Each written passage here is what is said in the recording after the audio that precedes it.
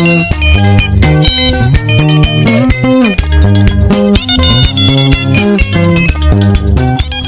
people have voted, they have cheated. The people have won, they are subverting.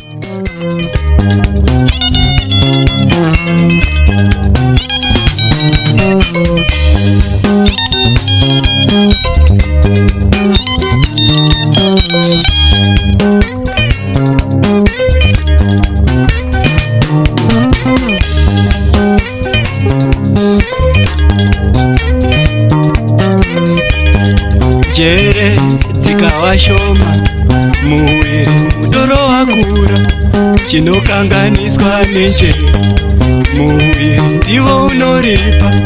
Jere dzikawashoma muwiri mudoro wakura chinokanganiswa nenjere muwiri ndiwo unoripa.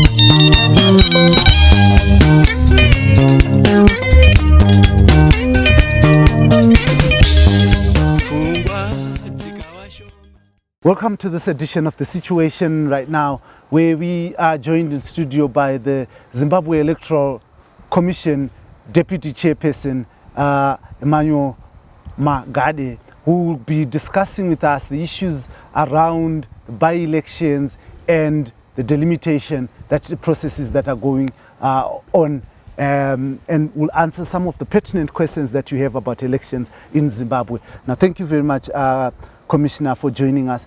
And maybe as you... Thank you, Blessed. Yes. Just to cut to the chase, Vice Chair, can you just give us a brief update on what Zimbabwe Electoral Commission is doing to ensure that 117 electoral vacancies that exist both in Parliament and in Council are filled? Well, as I have already intimated, Blessed, earlier on in my speech, as soon as all the processes are done, we will have elections as soon as possible. You remember, I alluded to the fact that the law says that by-elections ought to be done within 90 days of a vacancy arising. That time has since lapsed. But of course, in between, we've had the unfortunate situation of COVID, which has been a stumbling block. We've had legislation which prohibited gatherings, but I'm sure that once the situation is okay on the ground, we'll be able to hold by-elections. We are quite keen for the people of Zimbabwe to exercise their democratic right. We are not going to place roadblocks in the way, so to speak. But the people of Zimbabwe are exercising their rights in everything else except the elections. Is that not weird? Well, no, not quite. As I have said, Blessed, just be patient. As soon as the situation on the ground has improved to the satisfaction of the health authorities, the by-elections will be held. We have always had by-elections without fail since independence. And we are going to have by-elections. But by-elections involve queuing and casting of votes. People queue in Zupco buses every day. People are buying and queuing in Pedzanamo. If you get there, you have people, in their numbers. Do you think that by not making sure that by-elections are held, you are considered as impartial? You're considered as partial, rather? No, we've always been impartial. What we want to do and what we've always strived to do is for the people of Zimbabwe to see us as a neutral umpire, as a neutral referee amongst the political role players.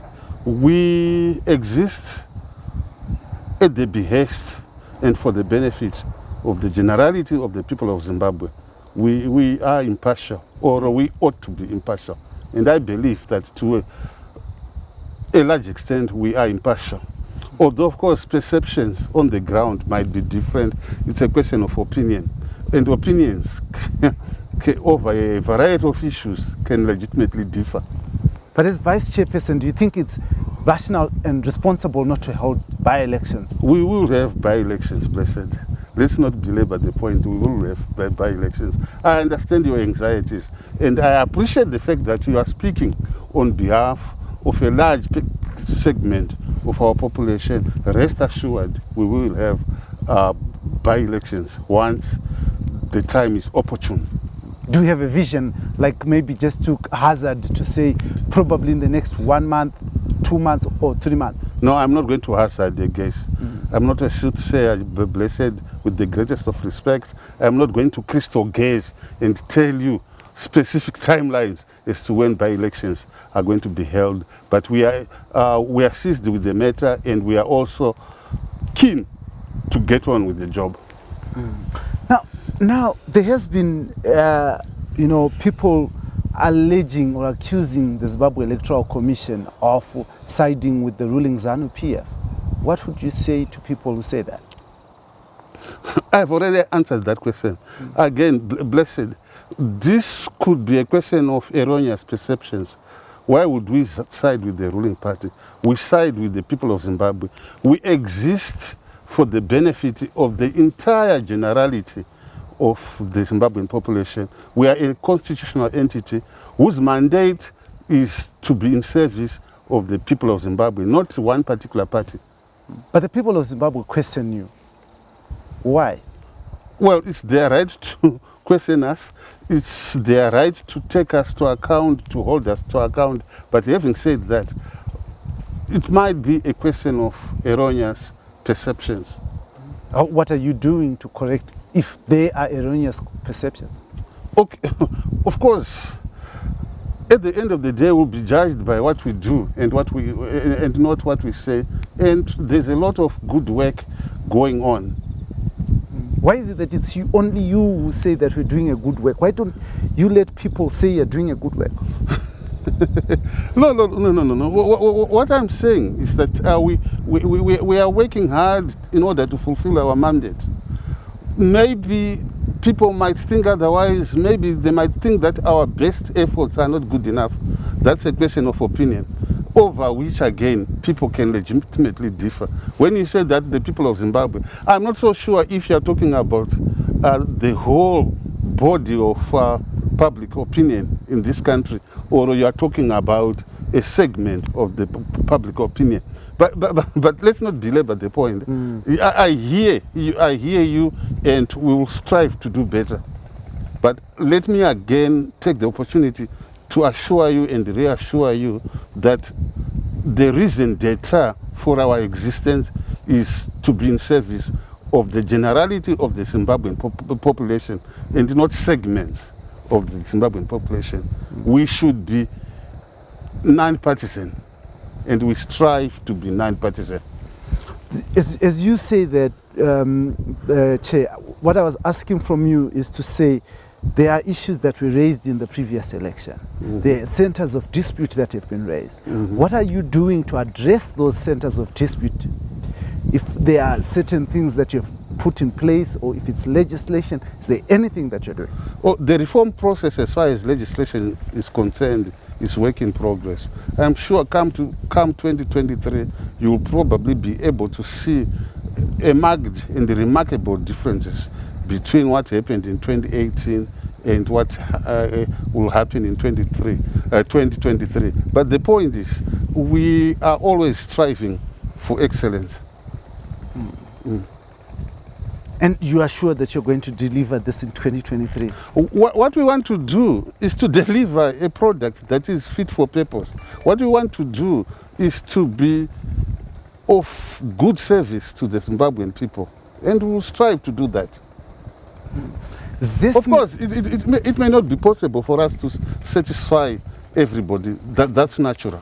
But the major election watchdogs in Zimbabwe, the Zimbabwe Election Support Network, the Electoral Resource Center and even other observers have not given you the green light in terms of independence. It appears that someone is holding your tail. No, I don't know about tails, but nobody is holding your so-called tail, if one exists. No. We are not being chaperoned by anybody. We are not being boxed into a corner by anybody. We work as an independent constitutional entity. But as I said, it's a question of perception. People are entitled to evaluate us. People are entitled to assess our effectiveness. Obviously, ZEC and its predecessor organizations have got a history. Some of the history may not be very positive or very fortunate. We are going to be upfront with the Zimbabwean people. What we are trying to do is really to make sure that mistakes that have occurred in the past are not replicated, they are not repeated. For instance, you changed the presidential election results 3 times in 2018. How do we trust people like that? Look. That is an issue which is water under the bridge. But for confidence building, how do people who look at it? For confidence building, we'll be able to learn salutary and useful lessons from those experiences. And that would not happen again? Hopefully not, yeah. You are going... Although the changes you are alluding to did not materially affect the final outcome. I'm sure you'll agree with me. Yeah, I'm talking about just the confidence, not the outcome. Because like the issue of the outcome has been decided. Yeah, like I've already admitted, we'll be judged by what we do and not what we say. You are going through a delimitation process.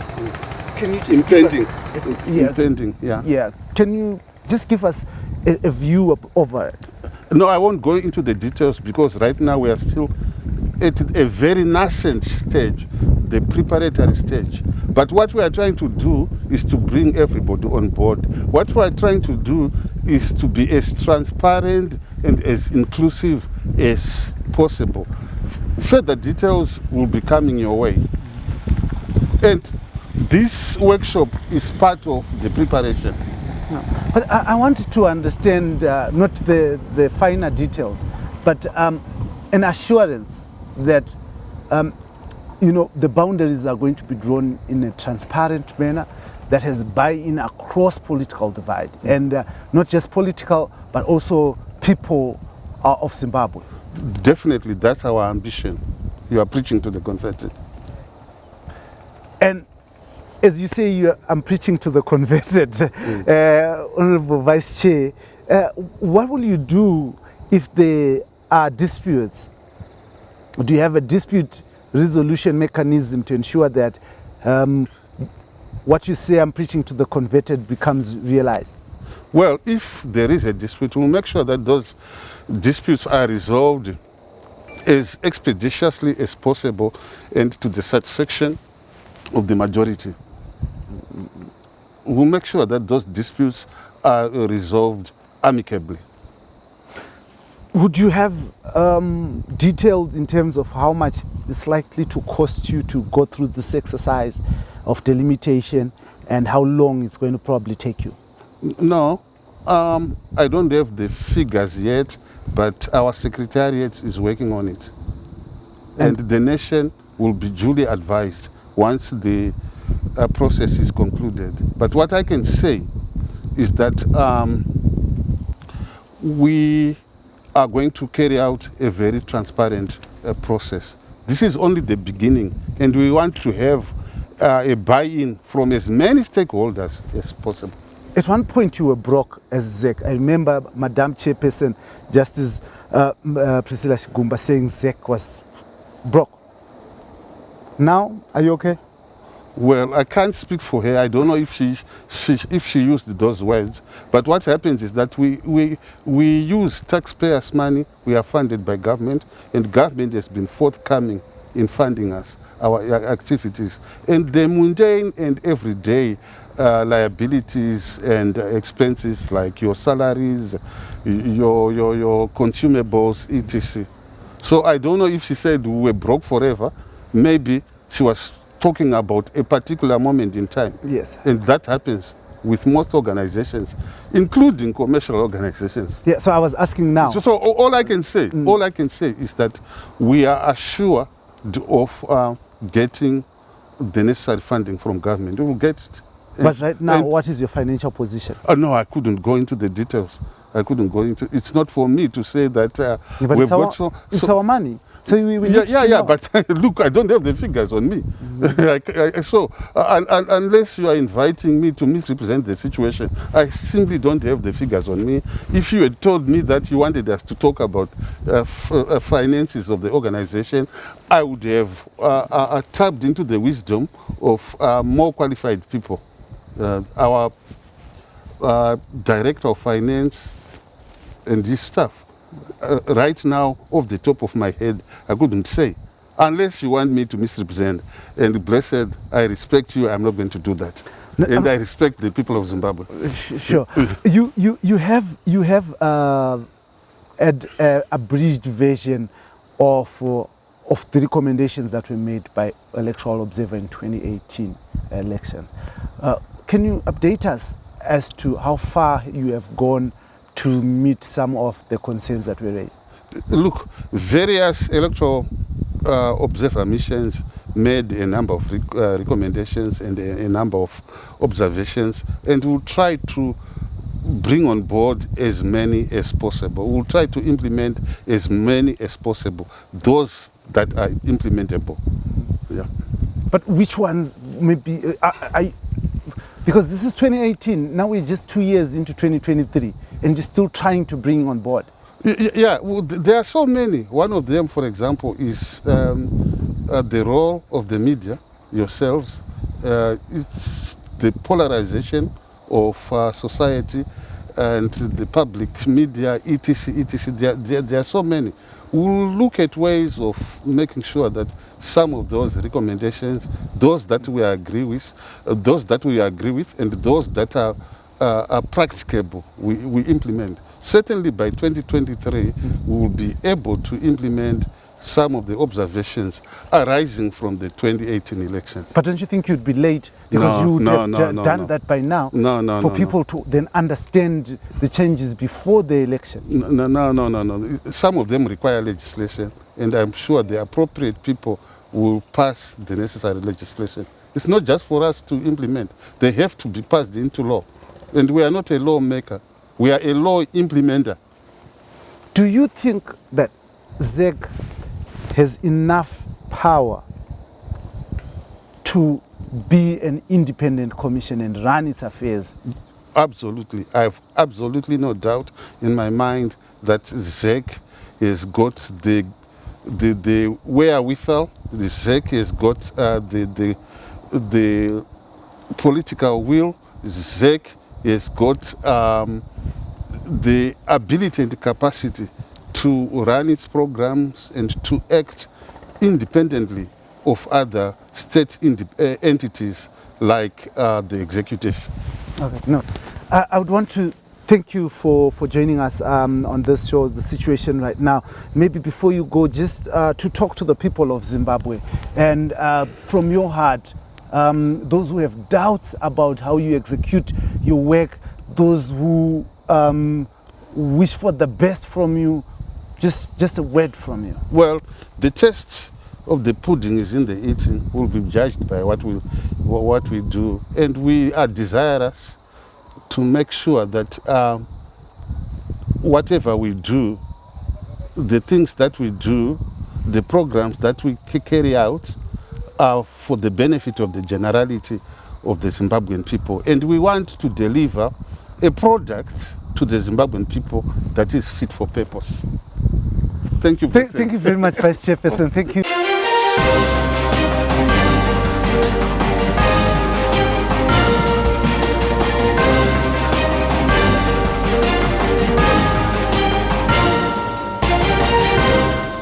Welcome to the second edition of The Situation Right Now. In our first edition, we were talking to the Deputy Chair of the Zimbabwe Electoral Commission, Manu Magade, and now we are joined by the Deputy Secretary for Elections in the MDC Alliance, Jacob Mafume.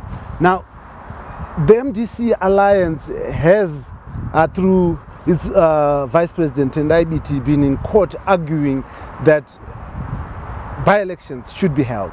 And the MDC Alliance has also had the position that the Zimbabwe Electoral Commission, in its current form, is not suitable to be running elections. But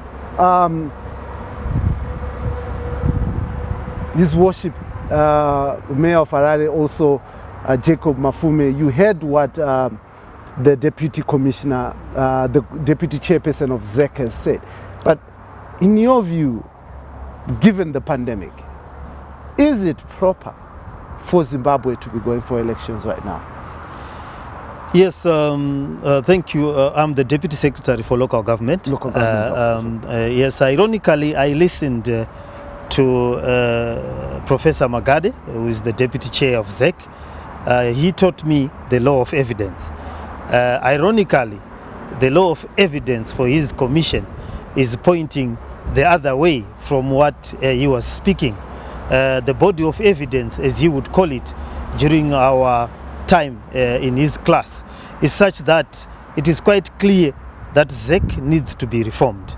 ZEC is in dire need of reform.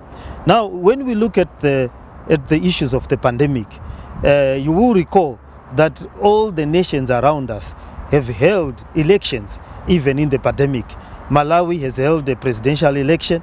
South Africa is going to hold local government election. Zambia is going to hold a presidential election. South Africa has been holding by-election. And it is the cornerstone of democracy, is the sacrosanct nature of elections. And for a country to suspend elections at this point in time, you know, the American presidential election was held during the time of the pandemic and its inauguration, and clearly Zimbabwe is the only country probably in the world that has suspended democracy because of the pandemic. Ironically, people are still queuing at the combis. But Mafume, wouldn't you give credit where it's due? You speak about South Africa, you speak about the United States of America, but the numbers there of infection have been so very high, and Zimbabwe has managed somewhat to, through these lockdowns and restriction measures, to keep these numbers reasonably low. Wouldn't you say that? Well, if you become draconian, you are going to keep the numbers low. For one reason, if you suspend all activities in a country. But our suggestion is that if people can queue at a ZUPCO, if people can go into town to do certain things, if people can go to church gatherings, if people can go to ZANU-PF rallies, if people can go to presidential rallies, surely it is not too much to ask for people to go for elections or to be in by-elections or to do elections. Ask the question the other way. There has not been a catastrophe in Malawi because it held an election. There is not going to be a catastrophe in Zambia because they are holding an election. There hasn't been a catastrophe in South Africa because they are holding elections. Now, you cannot suspend democracy in the manner that this country has and make decisions with unelected people. Over 26 councillors were thrown out of Harare City Council. Over 7 councillors. A number of MPs are not in the legislature. Decisions are being made by unelected people for the generality of the people without people's involvement. But does it make any difference? I mean, in Parliament, ZANU-PF has almost 2/3 majority. So your MPs are just basically going there to make noise. Well, look, there are committees that were working very well. If you look at the Public Accounts Committee, which was being chaired by Tendai Biti, if you look at other committees and other parliamentary processes, Parliament has got many processes besides voting for a particular thing. It can hold public.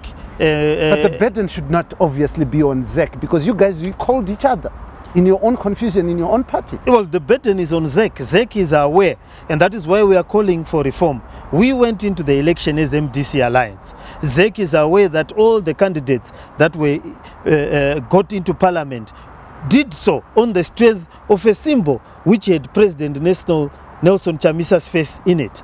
And ZEC has stood like a sea, like the three monkeys, see no evil, hear no evil kind of scenario. When it knows that for the purposes of the election, it registered the MDC Alliance as a party, it put candidates with Nelson Chamisa's face promoting Is it a Nelson them. Chamisa party? Hmm? Is it a Nelson Chamisa He was the representation of the MDC Alliance. And that leadership changed, did it not? It did not change. The MDC Alliance leadership did not change.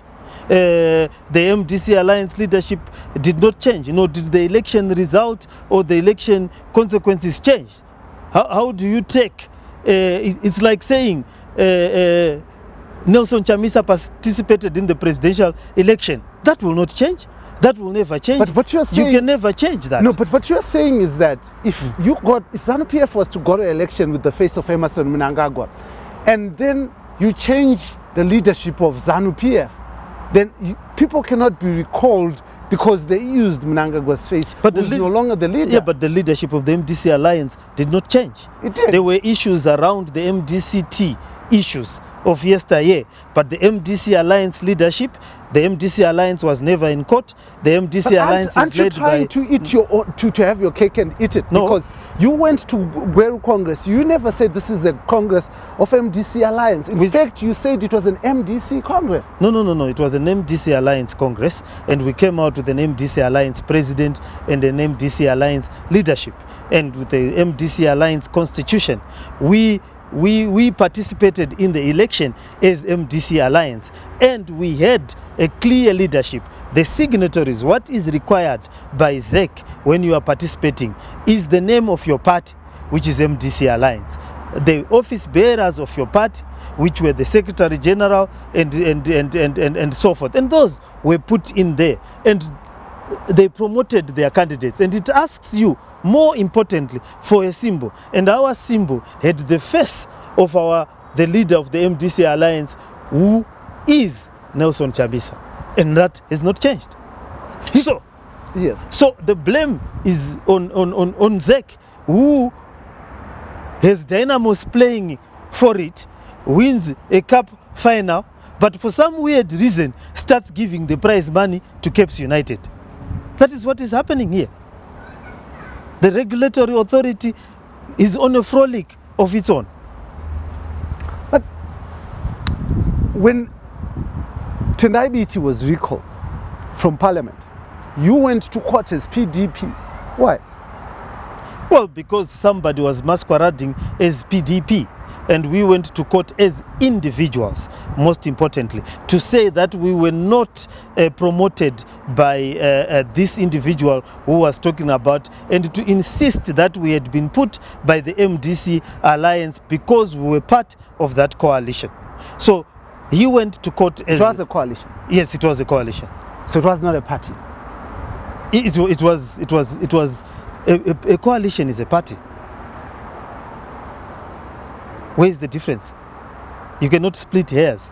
So ZANU-PF is a coalition? Yes, of ZANU and ZAPU. We all know that. That's why it's called the Patriotic Front.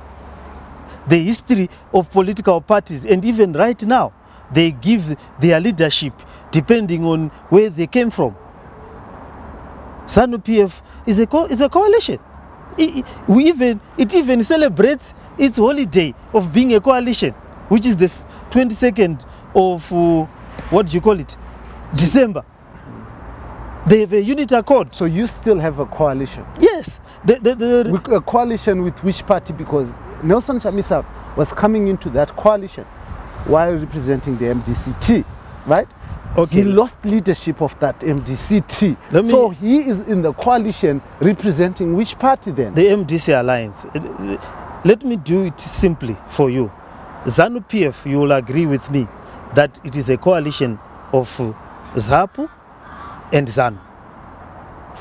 You are clear Yes. that it is a coalition of ZAPU and ZANU and created a patriotic front.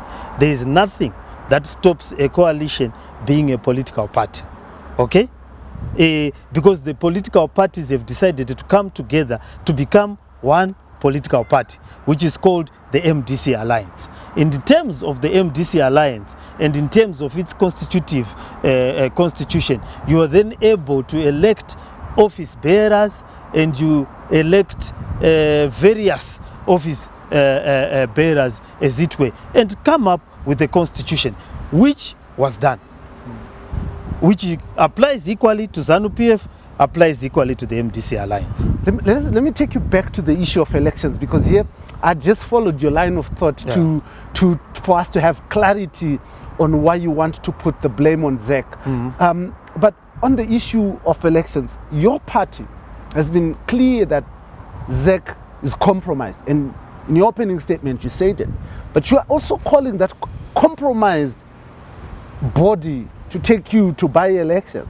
No, we want reforms first. So you don't want by-elections? No. What when you are calling for rules to be reformed, it doesn't mean you don't want to play soccer, okay? If you say we want an independent referee, we want the rules to be known, it does not mean you are not ready to play soccer. What we are saying is that we have had an election where they were raised a multitude of issues. One of them, the glaringest anomaly, is the Chegutu MP.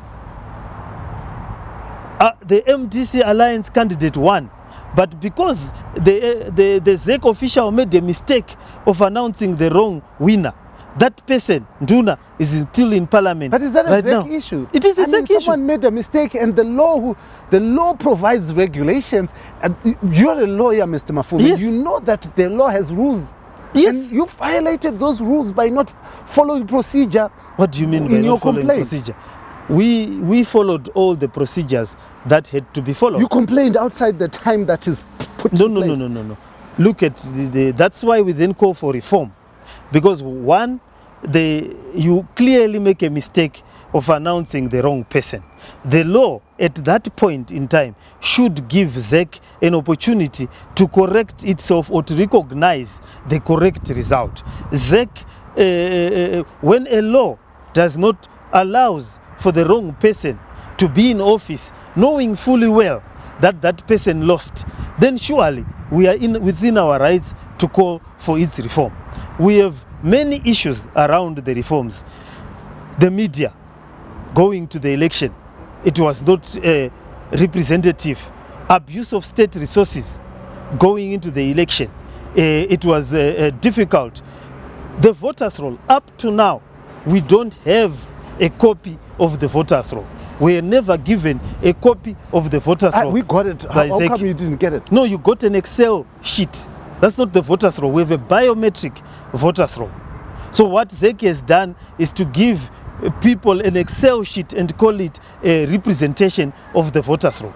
The law says every participant, like in other countries, Zambia, Malawi, etc., they get the biometric voters' roll. We did not get the biometric voters' roll. You did not get a voters' roll.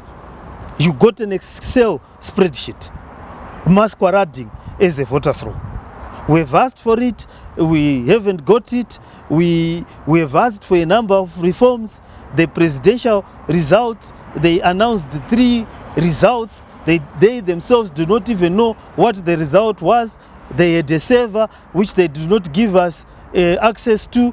They had many anomalies in the result. They had 300,000 people purportedly voting in Mashonaland in 1 hour before the close of the polling station, and a whole lot of opaque the result announcement system. The results come from the polling station, they hide into the belly of the rigging, and they come out different from where they came from.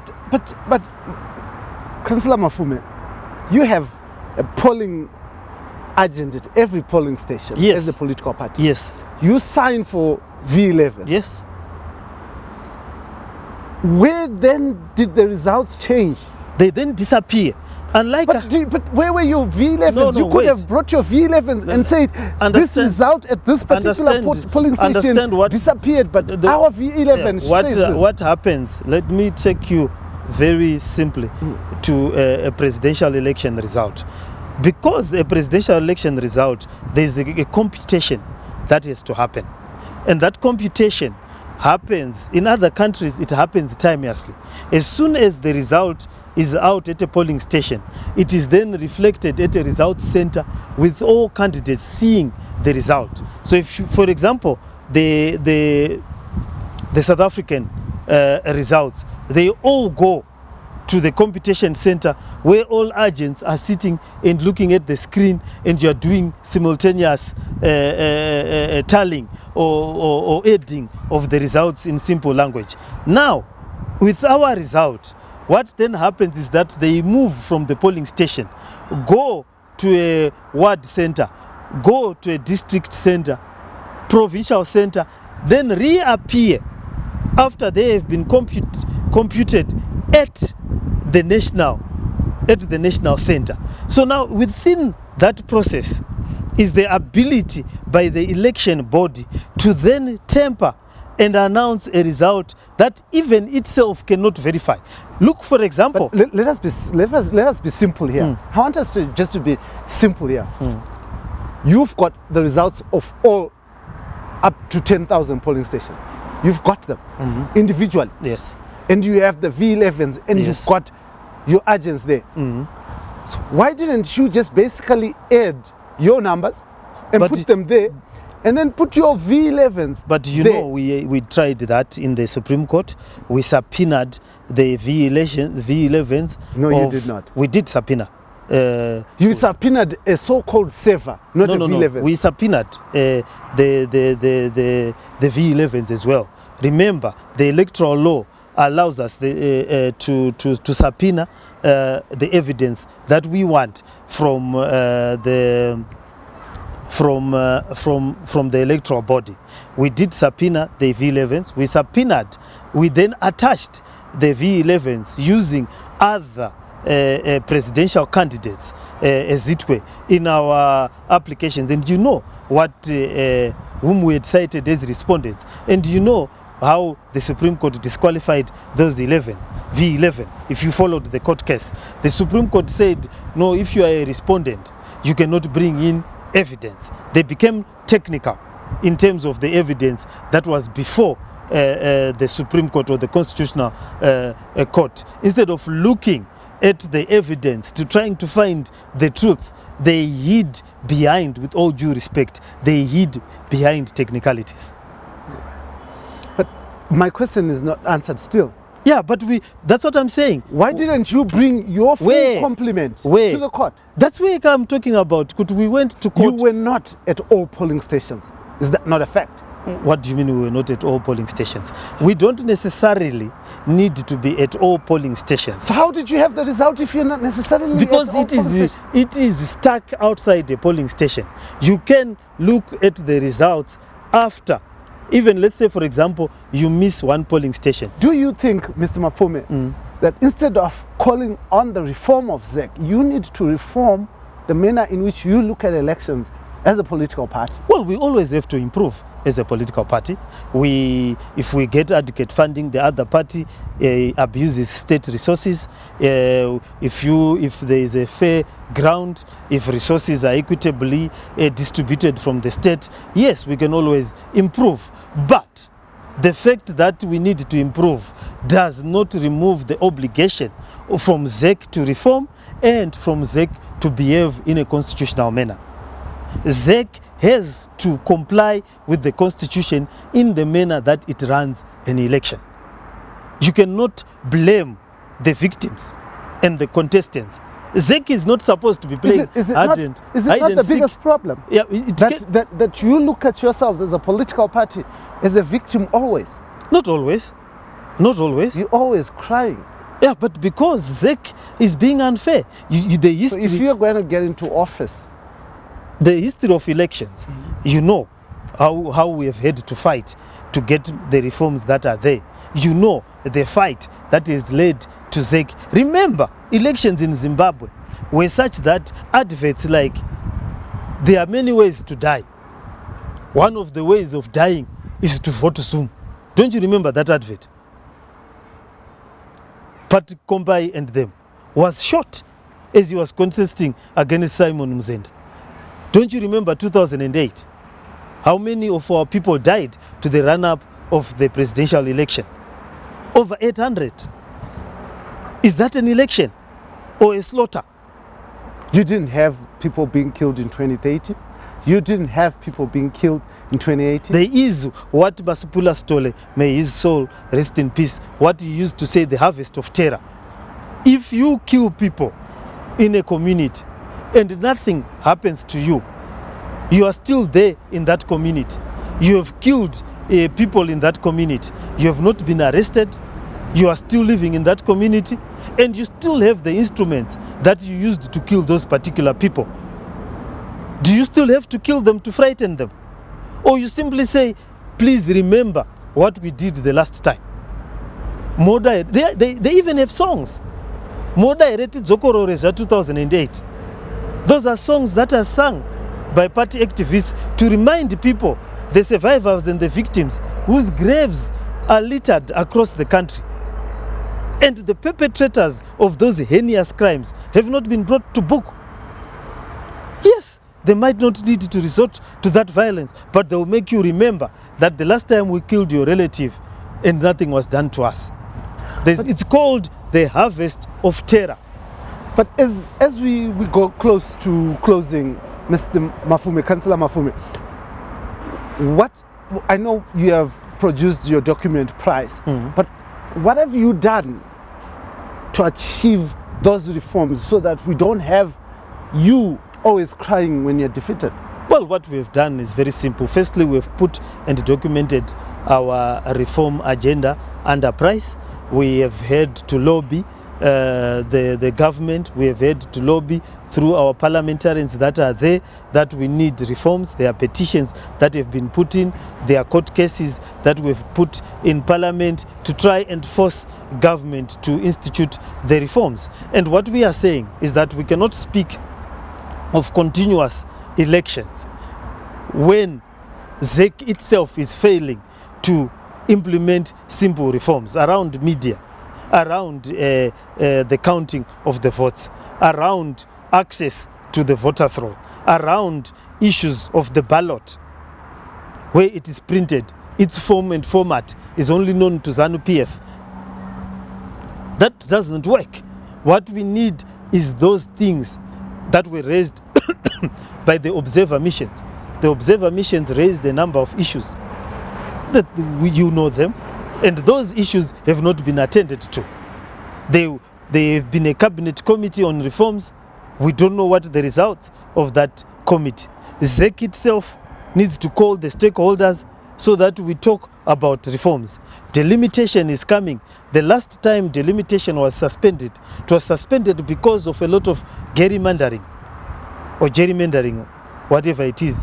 And remember that a whole constituency, Zimbabwe, was created to cover and to cater for politicians. A lot of urban constituencies were linked with rural, with opposite constituencies. And we had to suspend the issue of delimitation because it was prone to abuse. Now we are having another delimitation, and ZEC is not being transparent about how it's going to carry out the delimitation. It's not consulting stakeholders, and it's not involving the nation. You have a campaign that you are running as a political party, 5 million, registering 5 million, 6 million, yeah. 6 million new voters. Are you going to achieve that? Well, we'll need a voter registration blitz. There are many logistic and administrative hurdles that are being put in place. All of a sudden, it is now difficult for a young person to get an ID in Zimbabwe. They now have to form queues and to announce special programs so that a person can get an ID. That never used to happen on turning 18. Secondly, if they get the IDs, they have the other hurdle of wanting to register to vote.